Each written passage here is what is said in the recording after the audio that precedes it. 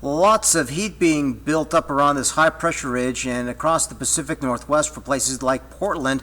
They could be in the upper 90s over the next couple of days. Now, it won't be quite that hot here for Montana because we have that weak northwest flow on the front side of this ridge pattern. However, that ridge is expected to slowly drift into the Treasure State by the end of the week and the weekend, and that should help temperatures come up into the upper 70s and low to mid 80s. There's just a limited amount of moisture with this. No worries this afternoon or evening, but by tomorrow late afternoon and evening, south of Interstate 90, there could be a few early evening thunderstorms trying to fire around Butte, Dillon, Sheridan, Ennis, for example, West Yellowstone, maybe Big Sky, Wednesday afternoon and evening. But I think Thursday afternoon and Friday afternoon will be a much better opportunity for thunderstorms to pop up across southwestern Montana. Butte, the remainder of today looking outstanding, mild, somewhat cloudy, a little on the breezy side.